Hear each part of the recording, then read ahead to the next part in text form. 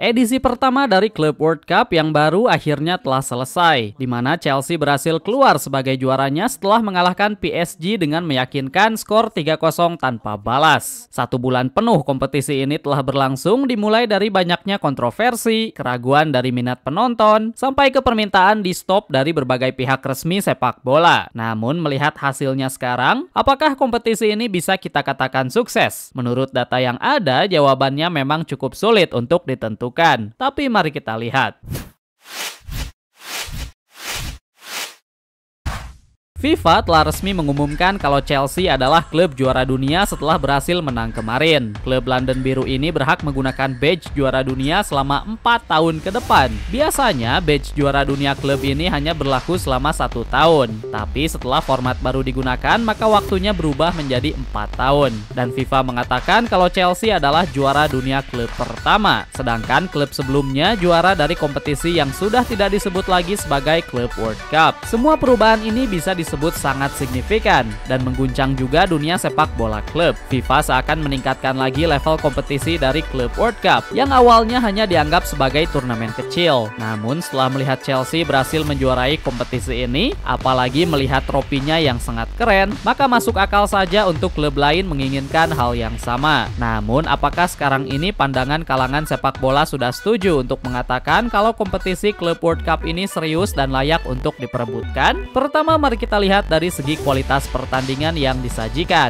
Salah satu kritik paling besar yang diberikan kepada kompetisi ini mengarah kepada babak group stage yang sangat membosankan. Lalu kesenjangan antar beberapa klub yang sangatlah terlihat. Auckland City yang merupakan perwakilan dari Oceania adalah salah satu contohnya, di mana klub satu ini datang hanya sebagai pelengkap bisa dibilang. Karena hasil akhir mengatakan kalau klub ini tidak bisa bersaing sama sekali. Auckland City kalah dengan sangat mengenaskan ketika bertemu dengan Bayern Munchen, dan kekalahan kedua harus mereka telan ketika melawan Benfica. Sebuah keajaiban, klub asal Selandia Baru ini bisa menahan imbang Boca Junior. Auckland City merupakan perwakilan dari Oceania dan bisa dibilang mereka adalah tim terkuat dari regional tersebut. Hanya saja kekuatan yang mereka punya memang sangatlah jauh tertinggal dengan regional lain, apalagi dengan Eropa. Bahkan faktanya mengatakan kalau Auckland City bukanlah klub profesional tapi masih semi-pro. Alhasil kritik mengatakan kalau format 32 tim ini kurang efektif dan FIFA malah memasukkan klub seperti Auckland City sebagai pelengkap, sebagai perwakilan dari semua regional seluruh dunia. Dan walaupun hal tersebut berhasil mereka raih, pengorbanannya mengarah kepada kualitas permainan yang sangat kurang menarik. Auckland City bukanlah satu-satunya klub yang sulit memberikan perlawanan, karena di sini kita juga punya Seattle Sounders dari Amerika, Urawa Reds dari Jepang, dan masih banyak lainnya. Ada banyak klub yang kesulitan untuk mendapatkan poin sepanjang kompetisi berlangsung. Masih sangat sulit melihat klub asal non-Eropa atau Amerika Selatan untuk bisa bersaing di kompetisi ini.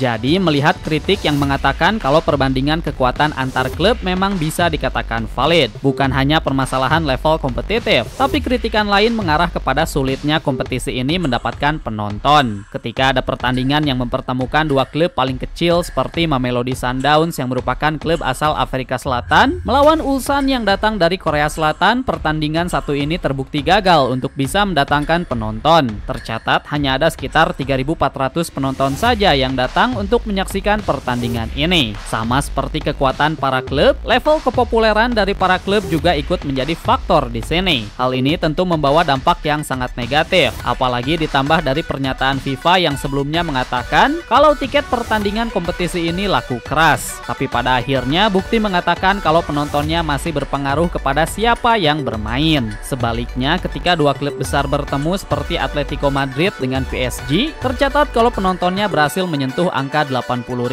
Hal ini membuktikan kalau kekurangan terbesar dari kompetisi Club World Cup masih berada di keseimbangan antar peserta. Hal ini harus dicatat oleh FIFA, sekaligus dijadikan sebagai PR. Jikalau mereka ingin memperbaiki dan meningkatkan level kualitas kompetisi ini, maka masalah keseimbangan tim harus bisa diatasi. Sekarang mari kita lihat dari sisi bisnis atau berapa banyak orang yang menyaksikan dan menikmati kompetisi ini secara keseluruhan. Pada akhirnya, inilah tujuan akhir yang diinginkan oleh FIFA, satu kompetisi besar yang bisa menarik banyak perhatian. FIFA ingin Club World Cup menjadi kompetisi yang satu level dengan World Cup versi negara. Sebelumnya, Gianni Infantino selaku presiden dari FIFA mengatakan kalau Club World Cup adalah kompetisi klub paling sukses di dunia sekarang ini. Namun agak sulit juga menerima perkataan tersebut, apalagi setelah mengetahui kalau pihak FIFA telah berbohong dari masalah tiket. Infantino mengatakan kalau kompetisi ini telah sukses menghasilkan revenue sebesar 2 miliar dolar atau yang setara juga dengan 32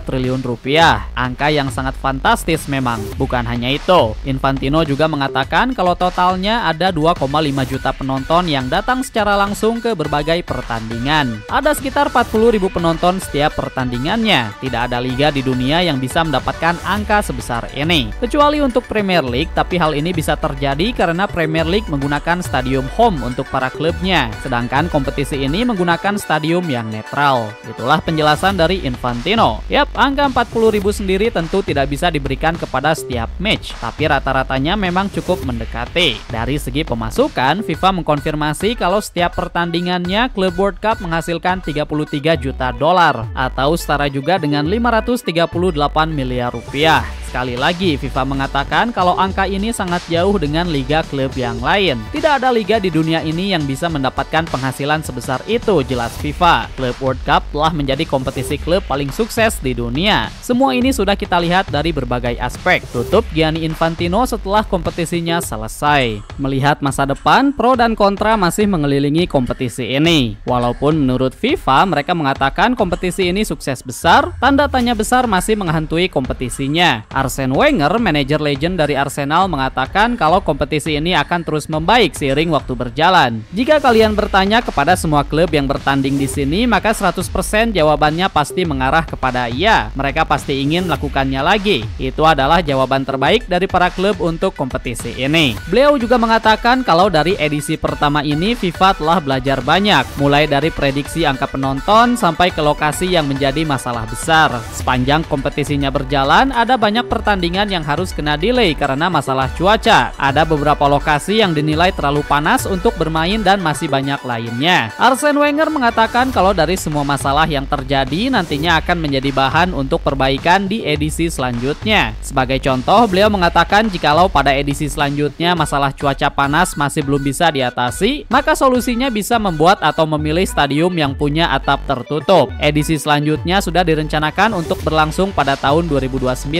Dan sama seperti Piala Dunia Negara, kompetisi ini akan berubah jadwalnya menjadi 4 tahun sekali. Hingga saat ini sudah ada beberapa negara yang mengajukan diri untuk menjadi tuan rumah. Australia bergabung dengan Selandia Baru untuk mencoba menjadi tuan rumah. Ada juga Brazil, Qatar, lalu Spanyol, Portugal, dan Maroko ingin bergabung lagi untuk versi klub. Dan bahkan nama Amerika Serikat kembali bisa saja terpilih untuk edisi kedua. Secara keseluruhan, Club World Cup memang bisa membawa dampak positif dari segi bisnis. Bukan hanya untuk FIFA dan sisi bisnisnya, tapi bagi mereka yang ikut serta juga sama. Chelsea selaku sang juara berhak membawa pulang hadiah uang tunai sebesar 115 juta euro atau yang setara juga dengan 2,1 triliun rupiah. Hadiah tersebut sudah hampir setara dengan uang hasil juara UCL. Jadi jikalau Chelsea bisa mendapatkan angka sebesar ini, maka PSG sebagai runner-up sekaligus juara dari UCL, mereka mendapatkan banyak sekali hadiah uang tunainya. Tidak heran jikalau banyak klub ingin ikut kompetisi satu ini. Namun kita juga tidak bisa melupakan dampak negatifnya. Seperti yang sudah diprediksi kalau para pemain akan lebih kelelahan karena kuota main yang lebih banyak. Selain itu, kejadian cedera yang tidak terduga juga kembali menghantui. Silahkan lihat saja apa yang terjadi kepada Jamal Musiala. Sebuah kecelakaan sepak bola bisa dibilang. Karena kompetisi ini, sekarang Bayern Munchen harus kehilangan pemain emasnya selama beberapa bulan. Musiala harus absen dalam masa awal musim depan. Belum lagi jika kita membicarakan dampak politik dalam kompetisi ini. Kapan lagi kalian bisa melihat presiden sebuah negara besar malah ikut merayakan pengangkatan piala? Kejadian yang sempat membingungkan bukan hanya untuk penonton tapi pemain sekaligus. Kalian bisa melihat ekspresi dari para pemain Chelsea yang merasa terganggu dengan kehadirannya. Bahkan dari beberapa postingan resmi di internet, mereka memutuskan untuk melakukan sedikit edit untuk menghilangkannya. Politik, jangan lupakan faktor tersebut. Jadi Jadi silahkan kalian tentukan sendiri, apakah kompetisi ini layak disebut sukses atau tidak, dan bagaimana pendapat kalian tentang edisi selanjutnya di tahun 2029. Apakah prediksi FIFA yang mengatakan kalau kompetisi ini akan menjadi kompetisi klub paling besar dan penting bisa terjadi, atau UCL masih akan menjadi kompetisi klub terbesar yang ada di dunia? Jika kalian suka dengan konten yang ada di channel ini, maka kita sarankan kalian untuk subscribe. Thanks for watching.